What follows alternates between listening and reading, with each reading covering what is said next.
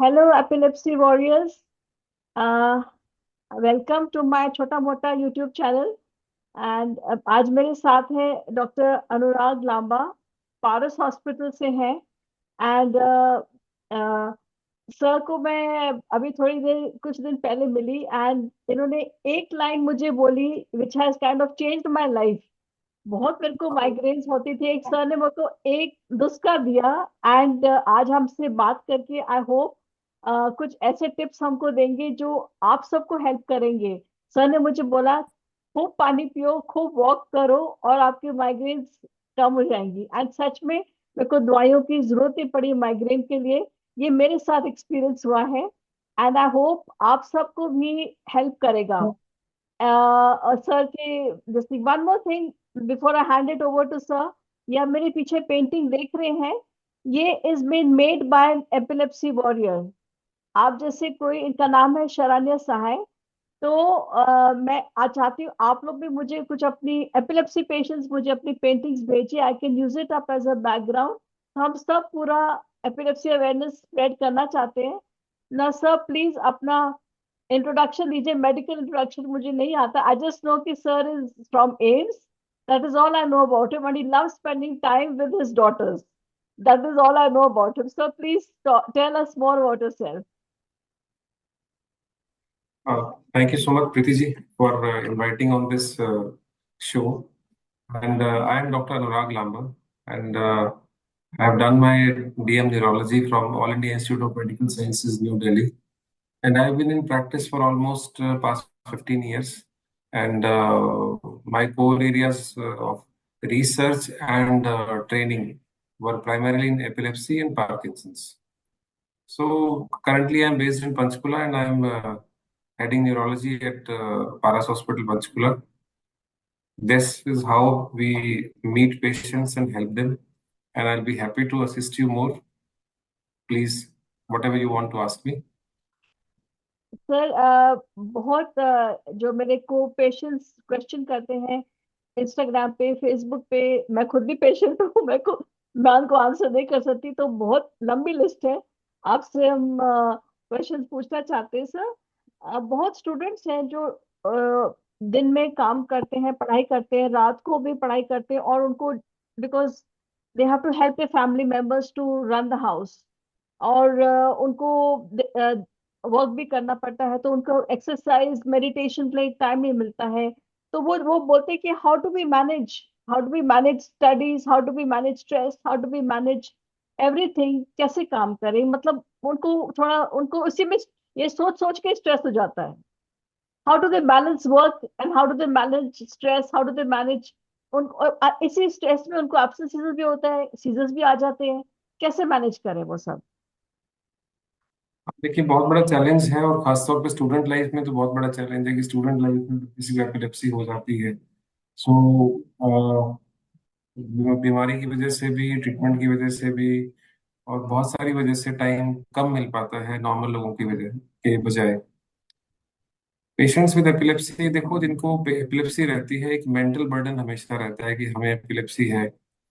और वो अपने आप को इंटेलेक्चुअली बहुत से लोग इंफीरियर भी समझते हैं, और अपना ट्रू पोटेंशियल मैंने देखा है अक्सर रियलाइज नहीं करते। पेरेंट्स भी ज्यादा ध्यान नहीं देते कि हाँ, इसको एपिलेप्सी है, थोड़ा बहुत पढ़ ले, ज्यादा पढ़ने की जरूरत नहीं है। मतलब हम्म। बिल्कुल सही, ये सब चीजें पॉसिबल है अगर आप सही मेडिकेशन पे हैं और आपके दवाएं कंट्रोल है अच्छे से। You can study as much as anybody else. किसी की तरह भी आप पढ़ सकते हैं। कोई डिफरेंस नहीं है कि भी आपको एपिलेप्सी है या नहीं है। एपिलेप्सी सिर्फ एक कंडीशन है, उसकी बीमारी नहीं है, और इसको हम दवाइयों से इजीली मैनेज कर सकते हैं। जो स्टूडेंट्स हैं, उनके पेरेंट्स के लिए, स्टूडेंट्स जो ये वीडियो नहीं देख रहे होंगे, उनके पेरेंट्स देख रहे होंगे, तो उनके पेरेंट्स से ये सलाह है मेरी कि पेरेंट्स को ये ध्यान देना है कि उनकी नींद को प्राइमरी आपने प्रायोरिटी देना है। स्लीप हम्म। बहुत इंपॉर्टेंट होती है। मोस्ट हम्म। इंपॉर्टेंट चीज इज स्लीप। सोना और जागना, दोनों को टाइम फिक्स होना चाहिए। ऐसा हम्म। नहीं है कि 8 घंटे की नींद पूरी करनी है तो आप कभी भी वो 8 घंटे पूरे कर लेंगे। बच्चा है, एग्जाम रात को दे पढ़ना है तो रात को 3 बजे तक पढ़ रहा है, सब कुछ चल रहा है, और सुबह देर तक सो रहा है। तो दीज ऑल थिंग्स जो हमारा स्लीप साइकिल है उसको डिस्टर्ब कर देती है। हमारे ब्रेन के अंदर एक स्लीप साइकिल रहता है जिसको कि हम सर्केडियन रिदम बोलते हैं। यस। सोना कब है, जागना कब है, और हमारी लाइफ जो हमारे साल चलते हैं हम तो बर्थडे से जानते हैं, लेकिन वो एक मेंटल क्लॉक अंदर चलती है, हमारे बायोलॉजिकल क्लॉक, वो डिसाइड करती है सारा कुछ। तो कुछ चीजें हम देख सकते हैं कि हमारा सिलेबस इतना सारा बचा हुआ है, कुछ चीजें हम नहीं देख सकते कि हमारा ब्रेन एपिलेप्सी कंट्रोल करने के लिए खुद भी मेहनत करता है, और हमें उसका साथ देना चाहिए। तो नींद बहुत जरूरी है, ये बहुत बड़ा ट्रिगर है। अगर हम्म। आपकी नींद पूरी नहीं है तो आपको एग्जाम में भी दौरा आ सकता है, और एक हम्म। बार दौरा आएगा उसमें वो आधे घंटे का नुकसान नहीं होता है, नुकसान इसमें बहुत दिनों का होता है, स्ट्रेस बढ़ जाता है, कॉन्फिडेंस लूज हो जाता है। तो मेरी कुछ एडवाइसेस हैं इसके अंदर। सबसे पहले तो कि नींद पूरी करनी बहुत जरूरी है, आपके सोने और जागने का टाइम हमेशा ही फिक्स रहना चाहिए through out your life. You should never experiment with your sleeping times and waking times. दूसरा, जब भी पढ़ाई करते हैं तो छोटे छोटे ब्रेक्स जरूर लें। जरूरी नहीं कि आपको 2 घंटे का ब्रेक लेना है, कुछ और है, आप 10 मिनट का ब्रेक ले सकते हैं। कोई भी लॉन्ग स्टडी या लॉन्ग जो सेशंस होते हैं उनको अवॉइड करना चाहिए, और बीच बीच में छोटे छोटे ब्रेक्स लेते रहना चाहिए।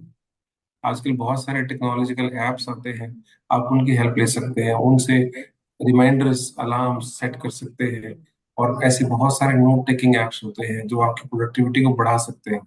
Late us say you are studying and you are having difficulty remembering, आप एप्स की हेल्प ले सकते हैं, आप मेमोरी कार्ड्स बना सकते हैं, बहुत कुछ। There are ways to study जो आपकी प्रोडक्टिविटी को एनहांस कर सकते हैं। अगर आपके स्कूल में कोई फ्री पीरियड है या कुछ और है तो खास तौर से ध्यान रखें। तो इसमें फिर से हमें स्टेप बाय स्टेप वही काम करना होता है कि एक तो पेशेंट की मेडिकेशन रिव्यू करनी होती है कि कौन सी मेडिसिन उसे ज्यादा सूट करेगी, इससे हमें बेटर रिजल्ट मिलेगा। दूसरा ये रहता है कि ये तो है डॉक्टर के पार्ट पे, पेशेंट के हम्म। पार्ट पे क्या कर सकते हैं कि अपने ट्रिगर्स को आइडेंटिफाई करें।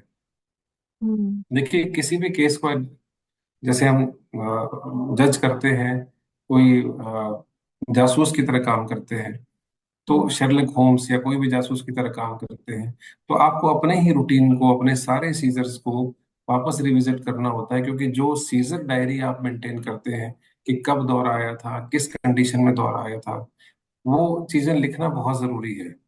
जब हम्म। हमारे पास ये डाटा होता है सीजर डायरी वाला, तो हम अपने ट्रिगर्स को आइडेंटिफाई कर सकते हैं, और ट्रिगर्स को आइडेंटिफाई करने की हेल्प से हम ये पता लगा सकते हैं कि अगर किसी व्यक्ति के जीवन में कोई ट्रिगर है, जैसे कि स्ट्रेस बहुत ज्यादा हो गया, या हम्म। स्लीप इम्पेयर्ड थी उन दिनों, या कोई मेडिकेशन मिस हुई, या कोई उस दिनों कोई बुखार चल रहा था, फीवर चल रहा था, और बहुत सारे ट्रिगर्स हैं इंसान को जो उनको लगता है कि भी मुझे इस कंडीशन में दौरा आता है, तो हम हम्म। एक्टिवली उन चीजों को अवॉइड कर सकते हैं। तो ये सीजर सर, डायरी मेंटेन करना बहुत जरूरी है। एक्चुअली सर समटाइम्स पेरेंट्स, मैंने जहाँ तक मेरा ऑब्जर्वेशन रहा है, कुछ एपिलेप्सी पेरेंट्स एंड कुछ एपिलेप्सी पेशेंट्स, मतलब क्योंकि सीजर्स कंट्रोल नहीं हो रहे, उन्होंने इधर उधर गूगल में पढ़ लिया कि फटाफट सर्जरी करा लो। So that should not be a solution, right? मतलब दे शुड हैव सम हाँ, पेशेंस। ये आपकी बात ठीक है, सर्जरी करा लो, बट ये एपिलेप्सी सर्जरी ऐसे नहीं होती है। हाँ, जैसे ये it's not a please surgery clear, by हाँ, चॉइस। ये बात क्लियर कर दीजिए प्लीज, मतलब हाँ, इट इज नॉट अ, देखिए कुछ एडवांस ट्रीटमेंट्स होते हैं जैसे कि वेगस नर्व स्टिमुलेशन होता है, डिवाइसेस होती हैं जो दौरों को कंट्रोल करने में हेल्प करती हैं। कुछ केसेस में कीटोजेनिक डाइट वगैरह भी मिल जाती है, आप नेट पे देख सकते हैं कीटोजेनिक डाइट क्या होता है। और कुछ पेशेंट्स के लिए सर्जरी ऑप्शन हो सकती है। सबसे ओके। पहली बात तो सर्जरी किसको ऑफर की जाती है? सर्जरी उस ओके। पेशेंट को ऑफर की जाती है जिन्हें दो दवाइयां, मिनिमम दो दवाइयां एडिक्वेटली 2 साल तक चल चुकी है, लेकिन उसके बावजूद भी उनके दौरे कंट्रोल नहीं हो रहे। ठीक है, ओके। कुछ स्टडीज में ये पीरियड 6 महीने तक का भी कर दिया गया है कि जिनके दौरे उसके बाद भी कंट्रोल नहीं हो रहे उसको उनको सर्जरी के लिए इवेलुएट किया जाता है। It is not by choice, ऐसा नहीं है कि आप जाके करवा लेंगे, it is okay. Not done like that. You will, आपको पूरा टेस्टिंग प्रोसेस के थ्रू गुजरना पड़ता है। सबसे पहले आपकी एमआरआई में कुछ हाँ। प्रॉब्लम होना चाहिए जिसे हम ऑपरेट करके ठीक कर सके, नंबर वन। नंबर टू, आपका ईईजी के साथ साथ आपका वीडियो ईईजी होता है, हाँ जी। वो जरूरी है। नंबर थ्री, एक टेस्ट होता है कुछ केसेस के अंदर, सब में मैंडेटरी नहीं है, कुछ केसेस में स्पेक्ट नाम का टेस्ट होता है, ये भी एक प्रकार का सीटी स्कैन होता है, इसमें एक दवाई इंजेक्ट की जाती है दौरे के दौरान, जो कि ब्रेन के कौन कौन से एरियाज एक्टिव हैं दौरे के दौरान, उसको आइडेंटिफाई करने में हेल्प करती है, क्योंकि बहुत बड़ा हिस्सा ब्रेन का निकाल नहीं सकते, तो ओके। जितना छोटा करें उसके लिए जरूरी होता है। फिर उसके बाद एक स्पेशल ईजी होता है जो अंदर ऑपरेशन थिएटर में जाके किया जाता है, जब पेशेंट का सिर ओपन करते हैं उसके बाद भी ईजी होता है। That's a different type of easy, ईकॉक कहते हैं उसे। सो ये सारी टेक्निक्स यूज होती हैं, प्रॉपर मीटिंग होती है, उसमें न्यूरोलॉजिस्ट, न्यूरोसर्जन, रेडियोलॉजिस्ट, ये सारे लोग बैठते हैं मीटिंग में। जब ये सब लोग हाँ भरते हैं कि हाँ ये क्लियर कट है कि इस पेशेंट को दौरे से बेनिफिट, इसको सर्जरी से बेनिफिट मिलेगा दौरे कंट्रोल करके, तब ये सर्जरी पेशेंट को ऑफर की जाती है। It is not by choice. एक parent of an epilepsy person is asking कि what are the major side effects of anti-epilepsy drugs, क्योंकि वो बुजुर्ग हैं एंड उनको चिंता रहती है कि उनकी डॉटर अभी टुमारो शील गेट मैरिड, बच्चे होंगे कि नहीं होंगे, साइड इफेक्ट्स क्या होंगी, डॉटर हो या सन हो। तो I just want a general answer like for side effects of epilepsy drugs, long term side effects. देखिए एपिलेप्सी की दवाइयाँ, जी जी, लॉन्ग टर्म साइड इफेक्ट्स, तो एपिलेप्सी की दवाइयाँ दो टाइप के साइड इफेक्ट्स होते हैं, primarily short term and long term. Term में ये रहता है कि अगर आपको दवा कोई सूट नहीं करती है, उससे कोई प्रॉब्लम रहता है, चाहे वो स्किन पे हो या किसी लिवर पे किडनी पे कोई प्रॉब्लम रहेगा, तो वो कुछ ही हफ्तों में सामने आ जाए। अगर वो दवाई आपको सूट कर जाती है और उससे आपके दौरे कंट्रोल है, तो लॉन्ग टर्म में दवाइयाँ कोई मेजर साइड इफेक्ट्स नहीं करती है। कुछ चीजें रहती हैं, जैसे कि अगर कोई दवाइयाँ, स्कूल गोइंग बच्चे हैं तो हम ध्यान रखते हैं कि इस तरह की दवाइयाँ ना हो कि उनको कंसंट्रेट करने में, पढ़ने में या मेमोरी में दिक्कत ना आए, उनको ज्यादा सुस्ती ना रहे। इंसान की ड्राइविंग है तो उसको ज्यादा सुस्ती वगैरह ना रहे, इस चीज का खास तौर पर ध्यान रखते हैं। लॉन्ग टर्म में बोन हेल्थ जो है वो इम्पोर्टेंट है चीज, लेकिन इसको भी, अगर आपकी हड्डियां भविष्य में कमजोर हो सकती हैं, जैसे कि ऑस्टियोपोरोसिस हो सकता है, पर उसको प्रिवेंट किया जा सकता है अगर साथ में कैल्शियम और विटामिन डी सप्लीमेंट लेते रहें, तो इसको टोटली प्रिवेंट कर सकते हैं। रही जैसे फीमेल आपने बात की, बिटिया है और उसको आगे जाके प्रेगनेंसी और लैक्टेशन और जीवन के और चैलेंजेस को सामना करना है, तो उसमें एक ध्यान रखते हैं कि सबसे पहले तो जो गर्भ निरोधक दवाइयां होती हैं, ओरल कॉन्ट्रासेप्टिव पिल्स, ये हॉर्मोन्स होते हैं इनके अंदर, और इनके साथ दवाइयों के लेवल में, कुछ एपिलेप्सी की दवाइयों के लेवल में उतार चढ़ाव आ सकता है। हाँ। ज्यादा भी हो सकते हैं, कम हो सकते हैं। तो अगर कभी ऐसी जरूरत पड़े तो आपको अपने डॉक्टर को पहले बताना है कि दैट आप इस तरह की दवाई ले रहे हैं, वो उसके हिसाब से ही फिर आपको कॉन्ट्रासेप्शन के लिए एडवाइस करेंगे, ताकि आपका एपिलेप्सी कंट्रोल नहीं खराब हो। मेजॉरिटी दवाइयाँ एपिलेप्सी के दौरान, सॉरी, प्रेगनेंसी के दौरान सेफ रहती हैं। प्रेगनेंसी करने के लिए कुछ रूल्स रहते हैं। सबसे पहले ये देखा जाता है कि भी आपके दौरे, आप हम कोशिश करते हैं कि पेशेंट की दवाइयों को मिनिमाइज करके जहां तक पॉसिबल हो सके एक सिंगल मेडिसिन पे ले आए, लेकिन ये सब प्रेगनेंसी स्टार्ट करने से 6 महीने पहले कंप्लीट हो जाना चाहिए।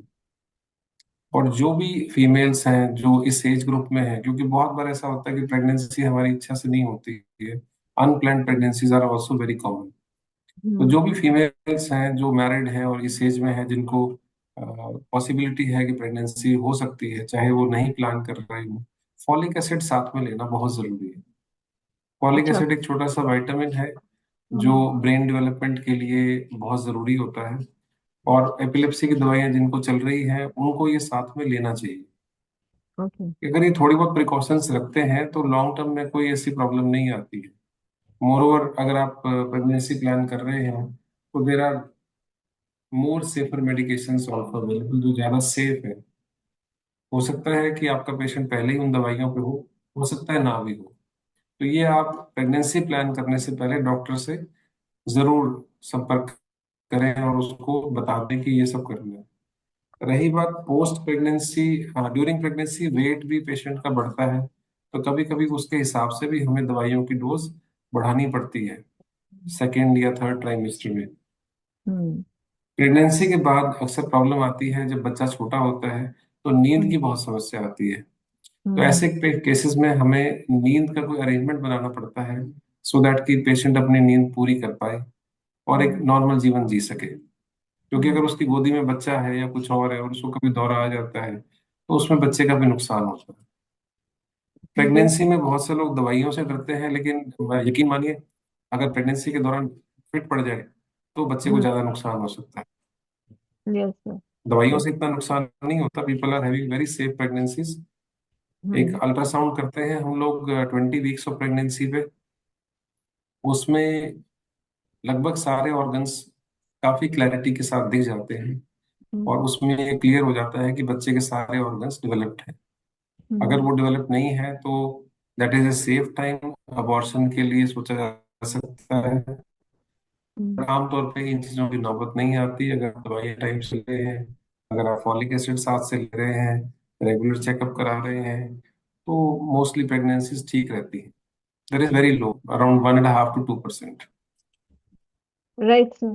सर मतलब मेरे को एक बहुत इम्पोर्टेंट क्वेश्चन एक डॉक्टर ने पूछा है, she is in a group only, that and she has developed epilepsy, उनको एपिलेप्सी हो गई, एंड उन्होंने जस्ट कैजुअली अपने हॉस्पिटल में मेंशन कर दिया कि मुझे एपिलेप्सी हो गई, और उनको हॉस्पिटल से निकाला गया बिकॉज उन्होंने मेंशन किया था। तो वो उनका एक अहम सवाल है कि अगर हम, स्टिग्मा हमारा एपिलेप्सी इंडिया में इतना डीप है, उन्होंने बस मेंशन कर दिया कि मुझे एपिलेप्सी होगी, तो मेरे को मतलब हमारे इंडिया में क्या गुनाह है एपिलेप्सी बोला कि डॉक्टर को एक जॉब नहीं मिल सकती? ये शी आस्क्ड मी स्पेसिफिकली कि एक डॉक्टर से ये सवाल पूछो कि खुदा ना खास्ता अगर कल आपको, God forbid me, don't mind में आस्किंग, अगर आपको एपिलेप्सी हो गई और आपने किसी को मेंशन कर दिया, तो will the management ask you to leave your job?